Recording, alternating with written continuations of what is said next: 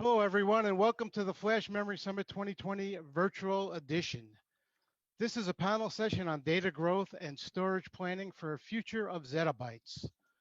We will examine an issue that everyone who deals with storage is familiar with: explosive, unabated data growth. This growth is accelerated by technologies such as AI, machine learning, IoT, and analytics.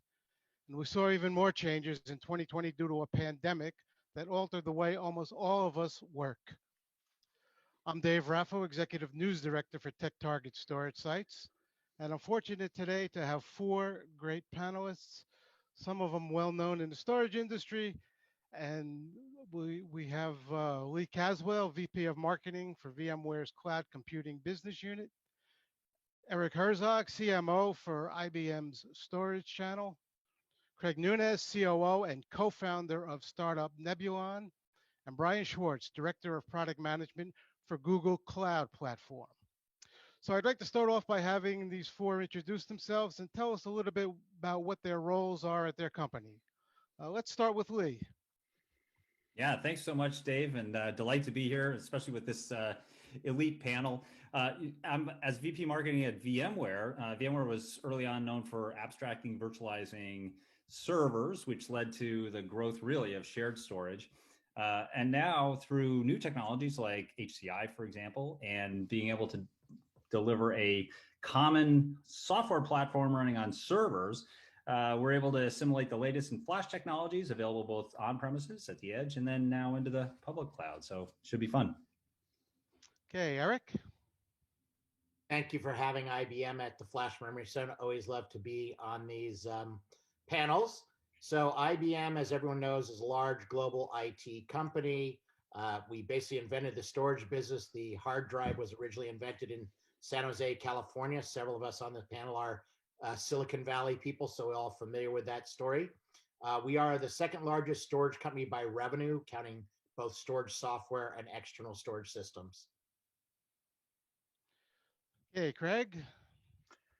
Hi guys, my name is Craig Nunes. I'm co-founder and chief operating officer at Nebulon, probably the one company that might not be a household name on this panel. My company offers a SaaS for infrastructure managers and application owners that provides three things. One is it automates storage operations. It provides a self-service approach for compute and storage provisioning.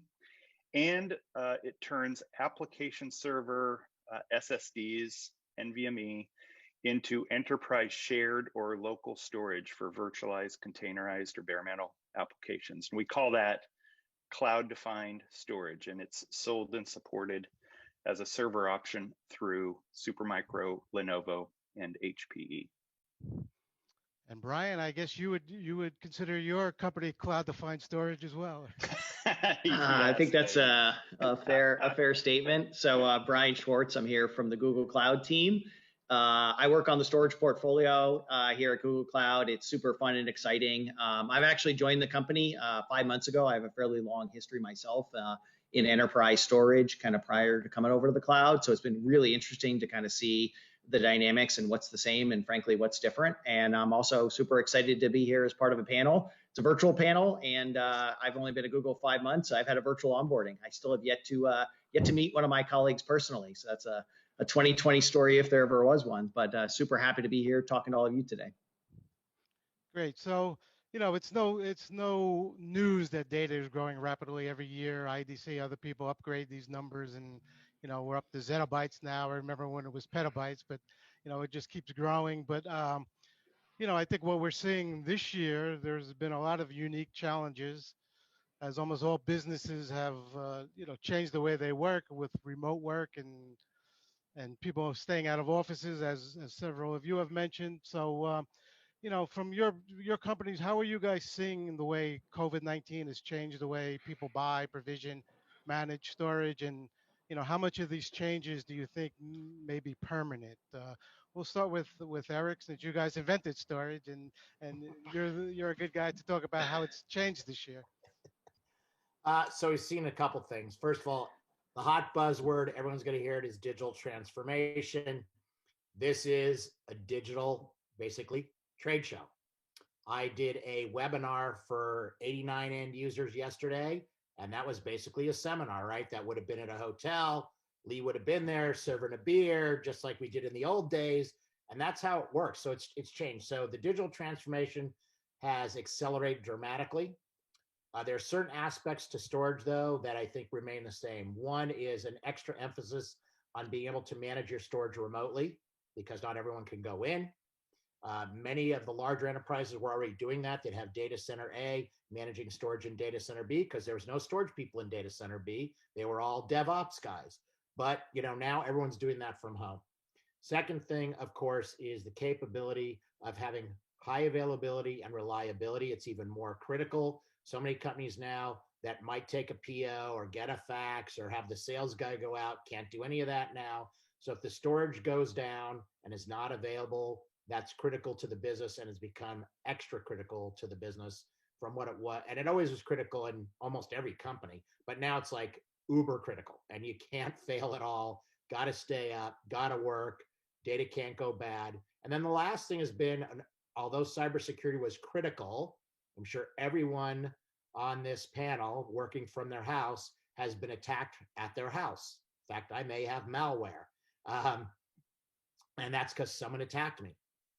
So companies, it's even more critical. So having cyber secure and cyber resilient storage has become another very important aspect with this pandemic and the global recession. Okay, so Brian, you've gone from an infrastructure company to a cloud company at a time where a lot of people are saying, I mean, nobody's going into their data center. A lot of people are spinning up, putting their data on the cloud. What are you seeing from this whole during this pandemic? Yeah, so certainly I would echo a couple of the comments that Eric, eloquently made. Like, there's certain things about storage that don't change. You need resiliency, you need performance.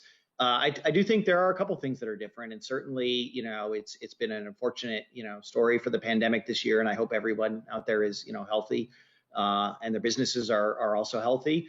But clearly, one of the trends that we have seen is obviously a lot of growth in cloud services. The systems are up and running. There is capacity available. So, kind of how people consume cloud storage is quite a bit different than traditional on-prem storage. You can do it with API calls or mouse clicks, but, there's capacity available to deploy and configure and kind of use it inside of a new application. So, we do think that it's, in some senses accelerated some of the digital transformations that people have had. And certainly cloud is kind of a mega trend inside of the industry at this point. In some senses, it's only kind of been accelerated from the pandemic. But we thought it was a natural end state anyway. Obviously, it's been a big investment for Google over the past, couple years to build out a really rich cloud set of services, and particularly in storage, to make sure all the options are available, either directly from us or through a pretty rich and diverse, kind of partner network that runs in the cloud and on top of the cloud.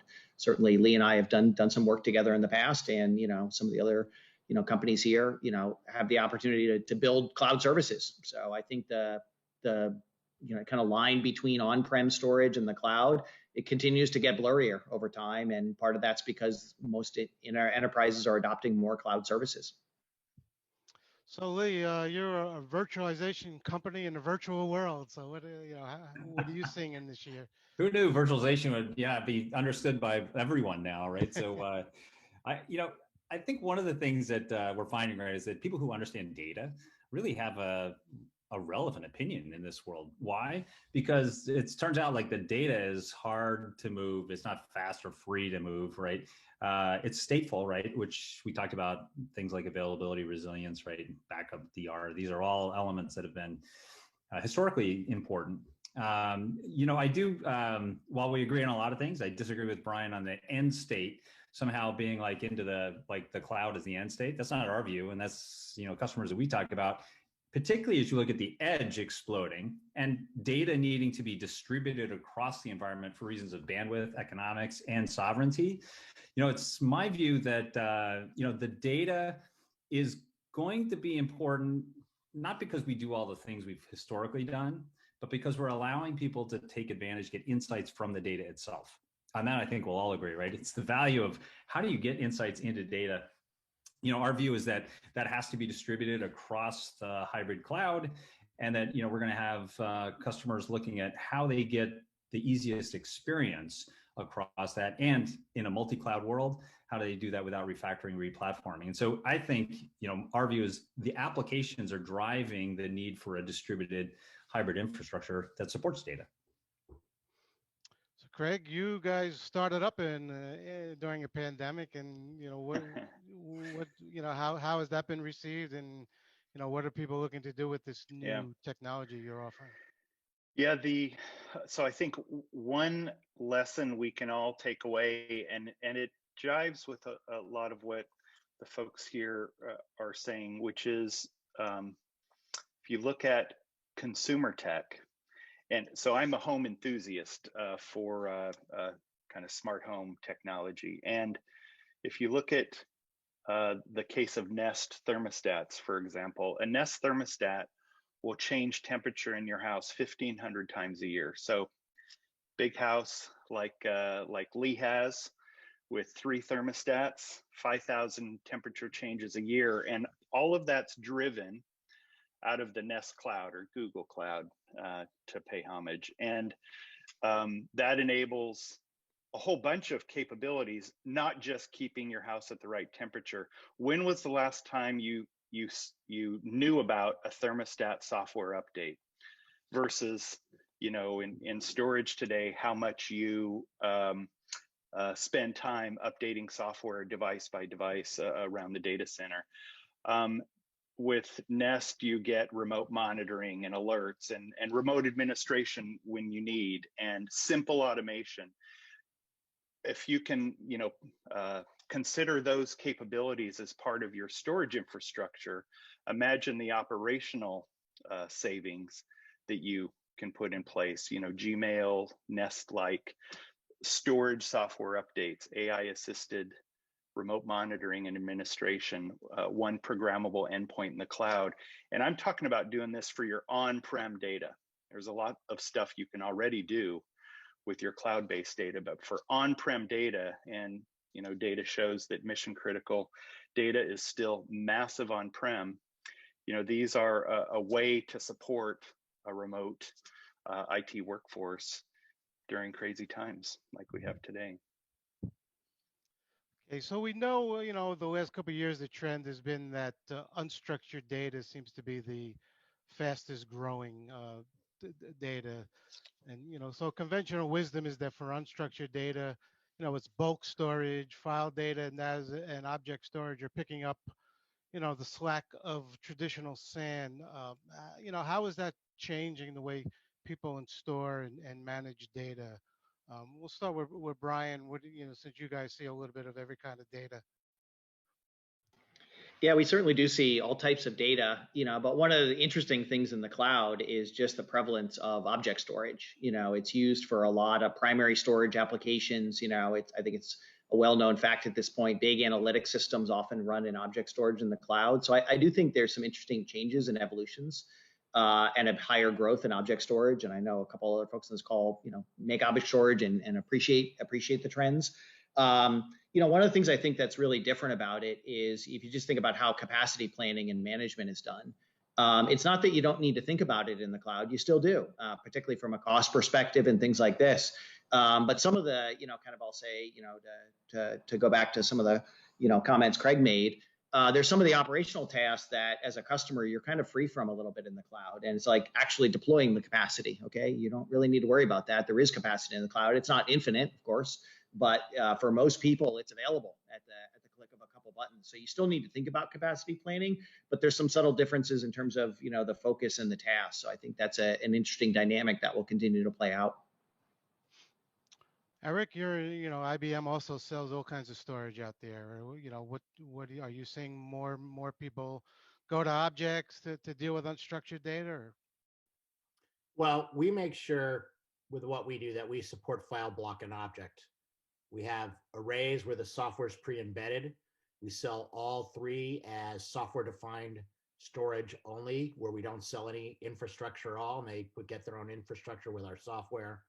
And we make sure that it can all talk to each other. So for example, since many people use Kubernetes and containers to create their hybrid clouds, We just added a container native access point so that our large file store, which can be exabytes and exabytes of data, can be accessed from a container environment, a bare metal environment, or a virtualized environment. So making sure that everything can speak to each other.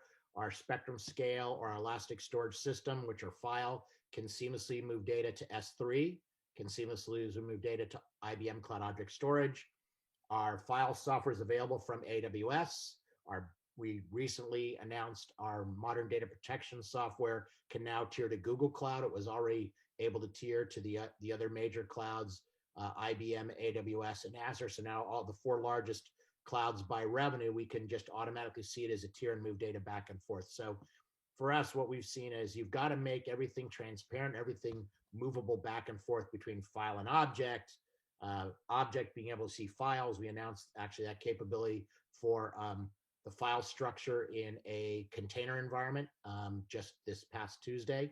So that's what we're seeing. And we're seeing most companies deploying a little bit of everything. No one's all block anymore. No one's all file. No one is all object. And as long as you've got the right solutions, you can move the data back and forth to a hybrid cloud configuration and can always keep the data protected with the right, backup and modern data protection software. Then, people will pick the right configuration, file, block, or object based on the application workload and use case that they have. And in many, such as big data, AI, and analytics, they often use file and object extensively, which is why we make sure that we can work with S3 and work with IBM Cloud Object Storage with our file side and vice versa. So that's what we're seeing is all 3 still in use, file and object growing much faster. Block is still growing, but not a lot. And just make sure it all works with each other. And especially since all of us sell to big Fortune 500 companies, they expect that. So if you can't do it, then you're not going to do business with those companies. And even small companies probably use a little bit of everything, quite honestly. So that's why we make sure we've got support for everything and that things can seamlessly talk and traverse and always go back and forth to a cloud configuration. Craig, what are you seeing? What are your customers doing? Are you mostly one or the other? We're generally talking to folks who are managing the whole of the infrastructure, storage, network, and compute. And when you talk with them about storage, that they being familiar with the network side, they just kind of wish it was sort of a property of the fabric, that there weren't quite so many knobs and so much pain in the overhead. And we were talking to one of the kind of managing directors at one of the large banks, and he's got this vision for kind of his next version of their data center is something he calls SelfService Infrastructure. And what he means by that is, he kind of views himself and an IT leader as sort of the man in the middle between his application users and the infrastructure that they need. And in the cloud, that IT person is hidden, but on-prem there's whole teams of people that curate and serve that stuff to application owners. And his kind of view of the world, independent of the growth of various types of storage, is how to enable his application owners to get what they need themselves in more self-service way. Cycle times will be faster, so the ROIs go up. IT's scope or their span of control goes up because a lot of the mundane provisioning and things like that are then handled by the application owners. But certain things need to give in what goes on within the storage infrastructure and its relation to compute and network. So I think if you believe that application owners and infrastructure is going to kind of drive our requirements in storage, we're going to have to make it much more just a property of the fabric. It's there when the application owner spins up containerized Mongo and there's really nothing for them to do. They hit a service catalog, hit a template, provision their servers, and storage is there for them. That's kind of how we have to think about storage going forward. And we, the systems we all make are smart. They're computers. They can figure out what kind of storage an application needs and serve it, and not rely on individuals to have to guess what an application owner needs for their next project. And Lee, I guess you see all kinds of data in VMware. What do what's changing with the growth of unstructured data? Yeah, we have a strong center of gravity in the on-premises world, of course, right? Where, and now through our hybrid cloud partnerships, right, including Google through Google Cloud, of course, and Azure and AWS. What we're finding, right, is that people want to think less about storage. In fact, they want to think less about infrastructure. If you think back 5 years ago, 10 years ago, the applications weren't changing very fast. And I think it's interesting that as we're talking to storage people here, increasingly you're hearing about the applications, because really it is about the applications at the end of the day, right? We're using applications. And so the things I'm noticing are applications are changing more quickly because they are, especially in this virtual world, they are the bridge, the brand loyalty that you have from a customer to a vendor is along applications now is what's creating that bond, that bridge. Secondly, as the pace of application goes up, we've seen the use of containers growing. Now, VMware, of course, was developing and supporting VMs. What we're seeing, what we hope to be true, is actually turning out to be true, which is that containers are increasingly being run and largely being run in VMs because of the enterprise resilience that we have beneath those containers. And we've integrated Kubernetes into our flagship product vSphere as a way to basically apply the same security policies, management policies, and resilience that you got from VMs or from VMware for VM management into now Kubernetes orchestrated container-based applications. And lastly, right, it comes back to Flash, right? Flash, because the cost per bit has gone down so drastically and the capacities are increasing, combined with one interesting fact, that people write data a lot less than we thought. They're reading data a lot. So a lot of the early endurance issues, right, were kind of faded to black, if you noticed, because we were able to go and basically know that we're reading data to get more insights from the data itself, use Flash to build these scale out architectures, right, that are server based. And so I think as you look there, people are trying to worry less about the data. They want it to work across files, blocks, and objects, and which we support, of course. But you're finding, right, that people want to look down at the infrastructure less and up at the apps.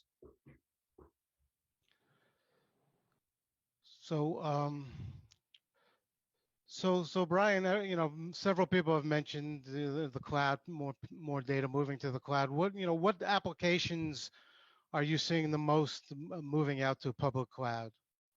Is it still just backup and data that people want to protect, or? Certainly, we do see data protection data, and I think, Eric mentioned that earlier. I do think the cloud is commonly used as a target for data protection and DR, but obviously there's an increasing number of primary, applications that run in the cloud. Obviously, a ton of consumer apps are already there, but increasingly you see, customers moving whole data centers and more classic enterprise apps, databases and core line of business applications. So we really see all the major food groups, block, file, object, they all exist in the cloud and they all get a prevalence of adoption. In particular, obviously, AI and analytics as some of the newer apps out there and some of the real high growth areas. There's been a high growth in those areas in particular, and obviously those are areas Google invests in directly and has a lot of partners that contribute a lot of valuable software and capabilities. So we really see this high growth in primary applications kind of running in the cloud. Major enterprise apps, ERP systems, databases. That's really a high area of growth these days. Not just the more traditional consumer apps that people use every day and are already familiar and comfortable with. And Eric, what kind of applications are your users moving out to the cloud? So obviously for the storage traditionally, it's absolutely disaster recovery, business continuity, and backup. You see people moving data out there, especially from an object store perspective. So when you've got a large data lake, you can have some of it in file, some of it in object. Our spectrum scale can be a globally distributed cluster, both on and off-prem. In fact, AWS, IBM Cloud, and Google all support it. So you could have part of the cluster sitting in the cloud and part of the cluster sitting on-prem, creating a hybridness, which means in that case, those applications are AI, big data, and analytics, where part of it is actually in the cloud and part of it is on-prem. And when you're accessing the data lake, we provide a piece of software called Spectrum Discover that works with our storage. It works with EMC storage. It works with NetApp storage. It works with AWS, anything that supports S3. So almost all the major cloud suppliers clearly support that, and so do hundreds of small ones.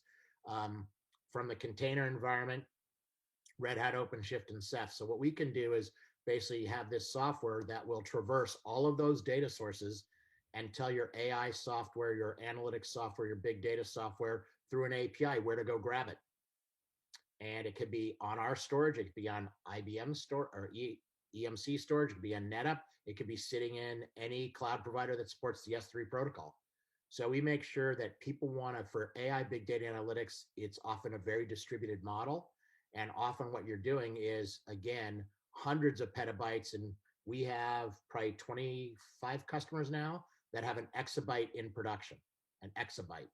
So that's a lot of storage to search. And some of it's out in the cloud with Google, IBM Cloud, Amazon, and Azure. And some of, because the way the distributed file and object is sitting on-prem. And so that's what we see of those kind of workloads out there. Traditional high performance transactional, no way. What we have seen is some of our large financial institution customers for a high velocity training app will actually make a duplicate copy, real data copy. They'll put it in the cloud. The dev team will develop that highly transactional piece of software to run high velocity trading, to run credit card fraud detection. And then what they do is they move the app back on-prem, but they actually develop the app in the cloud. But the performance in the pure performance of the cloud for those high transactional workloads is not there. That said, their own data centers are private clouds, if you will. So it's just, you can't traverse a private to hybrid for those highly transactional workloads, but private clouds, which VMware does a lot in that space, and so do we. In the private cloud space, those high velocity transactional workloads often are in their private cloud. And a few things, Dave, to surprise everybody, are still actually bare metal. Certain apps still are bare metal, and they'll never go to VMware or containers, let alone to a hybrid cloud, let alone to full cloud, because they just need that performance. That said, that's a niche market. So the bulk of it is big data, AI, and analytics, and it's really, really taking off in these hybrid cloud configs. So Lee, you'll be happy to hear the bare metal is only niche now. Is not too many people use. I know you got scared when Eric said people were going bare metal, but what are your customers doing with the cloud? What are they putting out on the public cloud? Listen, the thing I love about VMware is whenever there's a threat, we lean in, because if a customer wants it, we're going to find a way to help them do it. Like, if a customer wants to exit their data centers and move all into the public cloud, we're going to help them. We're going to help them and do it where they can take their existing applications, move them, and preserve their existing, consistent operational feel and security models, importantly, right? So we'll help them with that. As far as bare metal goes, pretty interesting, right? We just announced something called Project Monterey. This is basically through the use of smart NICs, sometimes called DPUs, sometimes called function accelerators.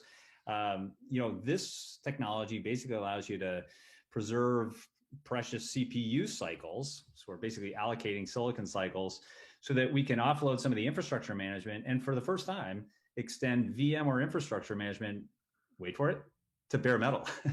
And so, this is something we just announced at VMworld, right? So listen, I think, customers are looking for us to abstract everything. Why? Because they don't know what they're going to do next. They want to be future-proofed to know that, hey, just like we talked about file, block, and object, they also want to know that, hey, I could go and deploy on-prem. If I want to do DR to the cloud, we acquired a company called Datrium, you'll recognize recently, to go and deploy something we call VMware Cloud Disaster Recovery. That's a great way to go and rent cloud resources when you have it.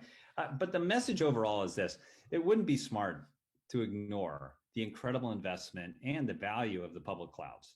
And so as you find as to a customer, either workloads that you want to move or workloads that you want to have be distributed or that you want to manage across it, my hope and expectation is that we as an industry allow movement of applications, including the storage, to happen as seamlessly as vMotion made basically maintenance across servers totally capable in a way that became basically friction free. And I think with that, we're going to be able to do things like have co-resident analytics next to data, right? That's going to allow us to basically not move the data, but move the analytics, right? You start thinking like, if the data is the hard part, these become new, interesting ways to think about how to provide customers the most flexibility going forward. And I think that's how customers are viewing this right now is in uncertain times, make sure you've got the degrees of freedom you're most likely to exercise. Greg, I know your Yep. storage provides a lot of the intelligence from the cloud, but what are your customers doing with it? Are they putting much on the public cloud? Yeah, so I take a step back and I look at, I'm kind of a numbers guy, and you look at our pals at IDC, how they sort of break down the world, and they would say the bulk of storage in the cloud today is object, about 13.6 billion in 2019. Public cloud, what they call basic storage, block and file infrastructure as a service, about 8.8 billion. The on-prem block and file based applications represents about 30.9 billion, depending on how you slice hyperconverged. And so you can kind of take away from that about 78% of all mission critical applications are on-prem or in hosted data centers, and about 22% in hyperscale data centers. Why is that? Because cost, service level, or compliance requirements don't quite line up with what's going on in the cloud. Folks decide to run things on-prem. But what folks can pivot to is kind of disaggregating the data and the control plane. We saw it in networking 10 years ago with companies like Meraki Networks, and now all the networking companies do it. The operational control of your on-prem assets moves to the cloud. Why? Because there's a lot of benefits in management and operations to do that. So, I would tell you 100% of our customers are going to the cloud by virtue of moving operations there.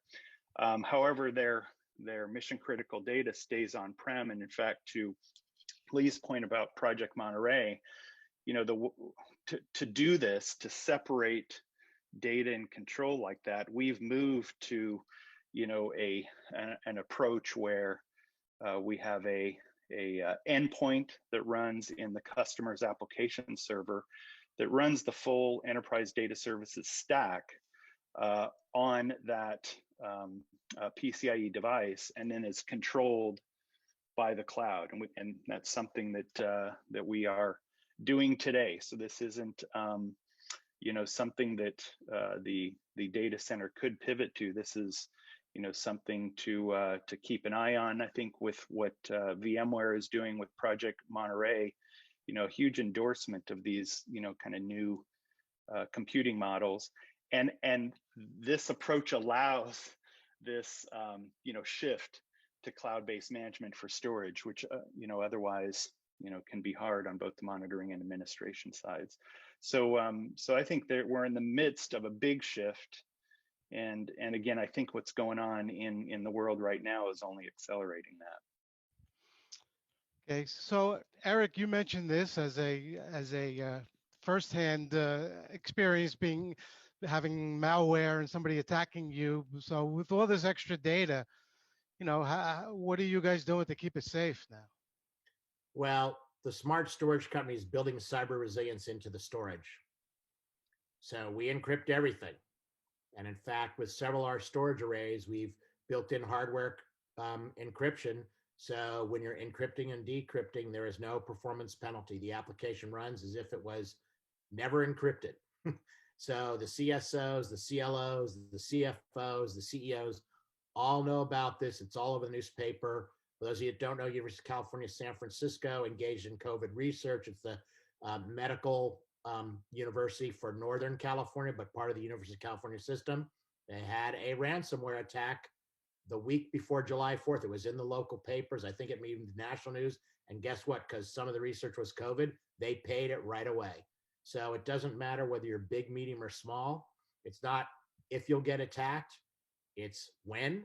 And especially for mid-sized companies up to the global Fortune 1000, it's how many times a day. So if you don't have cyber resiliency built into the storage, the one thing I think I would really like to caution all of the viewers to virtual FMS is most companies do not think of storage as anything to do with security. And they think about keeping the bad guy out. And when the bad guy gets in, tracking them down. Okay, that's great. Well, I've had several CIOs tell me point blank when most of the people left the room that they didn't know they had an attack for 2 or 3 weeks. So if you don't have cyber resilient storage, you got a problem. And when you have malware or ransomware attacks, you need to be able to quickly identify it. Our Spectrum Protect product actually has an AI-based warning system that detects anomalies. Since I am the master cyber criminal, I am going to attack VMware's backup, their archiving, their replicas, and their snapshots first. Then I attack the prime, and then I go to Pat Gelsinger, who I used to work for at EMC, and say, Pat, I need $1 billion, otherwise I ain't unleashing it. And I'm not a cyber criminal, and I could figure that out. So they're getting very sophisticated. I hate to say it, they're almost like organized crime. In fact, I wouldn't be surprised if organized crime is involved with cyber criminals. So you really, really, really got to protect it. And unfortunately, most companies don't think storage matters, and they're crazy. They are really crazy. It's really important. And so at IBM, we're building it into everything we got. And in fact, one of the other analyst firms noted we had the most cyber secure storage of any storage company in the world last Q4. So it's super critical. And I'm sure all of us are going to say the same thing. You don't think about security, your customers will just walk away in 2 nanoseconds. So Brian, you guys have so many, data from, millions of company. And I remember the early days of the public cloud, that security seemed to be a big, gave people pause, but, so what do you guys do for cybersecurity? Yeah, it's a super important topic, and I would, kind of echo a couple of the comments, Eric made. It's kind of everybody's responsibility at some level. There are security professionals, and certainly we have more than our fair share here at Google. We run obviously some of the biggest multi-tenant systems in the world, and are, get attacked every day. So we obviously invest a huge amount in it and do a lot of work to make sure we get appropriate, third-party visibility. I hope Brian wasn't hacked in malware. So Craig, why don't you tell us a little bit about your company's technology is fairly new. Where does cybersecurity play for you guys? So because you do have a cloud that's effectively managing your most critical on-prem data, security is at the heart of what we do, and I think the notion of encryption everywhere, end to end, at rest is just kind of baseline. I think one of the things we also believe is that security has to be made simple. The higher the complexity, the more you have to learn and do stuff, the more likely your users are not going to take advantage of things they should in the storage layer. And so, built-in, key storage and management, so you don't have to manage external devices. The same thing applies for your permission management and authorization. It's got to be made easy, because as soon as there's too many knobs, people are going to, go the all or nothing approach, and with security, that can get you into trouble. And the other thing I would say is, I think the edge came up a time or two with the growth of edge and what's going on with 5G and deployment of IoT. The more you have this distributed organization that's trying to secure itself, it's problematic if you have these distributed consoles and systems. You want a way to centralize the monitoring of security and those breaches. So, in fact, the harder this becomes, the easier we have to make it, and that's a big part of what we do in our offering is kind of security is extreme, but just part of the offer, because we don't really want to give folks a choice whether or not to turn on encryption. It's just on, or to establish role-based access control. It's just it's going to be set. So I think that's for sure the direction it goes with anything, especially an enterprise cloud that's got on-prem, hosted, and hyperscale environments all as part of that one cloud. Okay, Lee, what are you seeing? VMware has data stored public clouds, private clouds, traditional on-prem. What are you guys doing for security, and what are you seeing out there new? Yeah, our view is that security is irrevocably broken. People are spending more, they're getting hacked more, right? If we're it's like thermal runaway, right? It's just not converging right now. And the challenge is, I don't know if you remember the old joke about like standards are great and that's why everyone has one. Well, the problem here is that everyone is putting different security metrics into individual point products, including storage, by the way, right? And what we really need to get to is the idea that you need to get security attributes closer back to the app owner. The app owner actually knows the most about where the security resides by apps. And if you presume that applications along with their storage are going to move across the hybrid cloud, as soon as you recognize that, and you recognize that in containers, right, you've got containers being spun up more frequently, destroyed more quickly, shared across the hybrid cloud more often, and no inherent security model. What we're doing is building in an intrinsic security model that goes all the way from the core of the infrastructure out to the endpoints themselves. We just acquired a company called Carbon Black, of course, right? And you can see this integrated model. Some of the new architectures, by the way, are presenting security models that, as Eric alluded to, right, are different than the traditional perimeter model. Perimeter used to be like if I contain the perimeter, right, then I'll try and look at what's inside. But these new scale-out distributed architectures, basically, enabled by Flash, right, where you could build a scale-out distributed architecture that approximates the performance of a scale-up system. What you've got now is a system where east-west traffic, right, becomes as important as north-south traffic, which used to be from the app down into the storage, itself. And so the ability to go and have this east-west traffic, distributed firewalls, for example, right, zero trust environments, how do you have secure boot?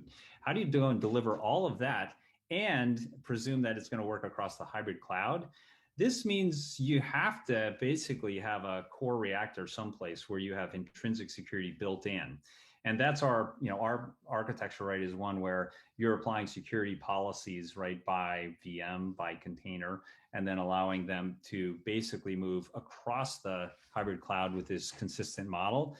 We believe that there's no way that today's enterprise can manage 240 or however many the average number of security project is.